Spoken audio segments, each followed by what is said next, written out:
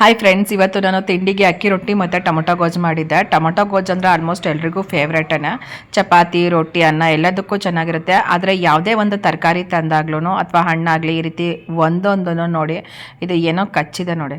ಈ ಥರ ಕಚ್ಚಿರ್ಬೇಕಾದ್ರೆ ಏನು ಕಚ್ಚಿದೆ ಅಂತ ನಮಗೆ ಗೊತ್ತಾಗಲ್ಲ. ಇದನ್ನು ಯೂಸ್ ಮಾಡದೇ ಇದ್ರೇ ಬೆಸ್ಟ್. ಇಲ್ಲಾಂದರೆ ಇದರಿಂದ ಯಾವುದಾದ್ರೂ ಒಂದು ರೀತಿ ಇನ್ಫೆಕ್ಷನ್ ಆಗೋ ಚಾನ್ಸಸ್ ಇರುತ್ತೆ ಆರೋಗ್ಯಕ್ಕೆ.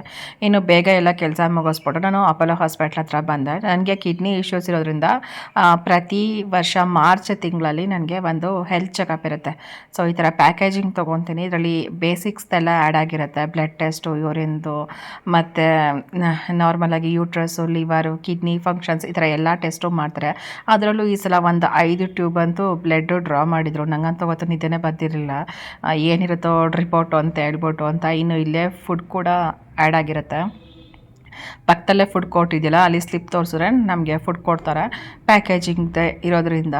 ಇನ್ನು ಅಲ್ಲೇ ತಿಂಡಿ ಮಾಡಿಕೊಂಡು ನೆಕ್ಸ್ಟ್ ಡೇ ಅಂತೂ ಬೇಗ ಹೋಗಿ ಏನಿದೆ ಅಂತ ಫಸ್ಟು ರಿಪೋರ್ಟ್ ನಾನು ನೋಡಿದೆ. ನನಗೆ ಗೊತ್ತಿರೋಷ್ಟು ಅರ್ಧಂಬರ್ಧ ನೋಡಿ ಸಮಾಧಾನ ಅಂತ ಅನ್ನಿಸ್ತು. ಆಮೇಲೆ ಡಾಕ್ಟರ್ ಹತ್ರ ತೋರಿಸಿದ್ಮೇಲೆ ಕಿಡ್ನಿ ಇಶ್ಯೂಸ್ ನಾರ್ಮಲ್ ಇದೆ, ಮತ್ತು ಬಲ್ಕಿ ಯೂಟ್ರಸ್ ಇದೆ, ಮತ್ತು ಸ್ವಲ್ಪ ಮಾಮೂಲಿ ಸಣ್ಣ ಪುಟ್ಟ ಪ್ರಾಬ್ಲಮ್ಸ್ ಇದೆ ಅಂತ ಟ್ಯಾಬ್ಲೆಟ್ಸ್ ಕೊಟ್ಟರು. ದುಡ್ಡು ಹೋದರೆ ಹೋಗಲಿ, ಆರೋಗ್ಯ ಚೆನ್ನಾಗಿರ್ಬೇಕಲ್ವ.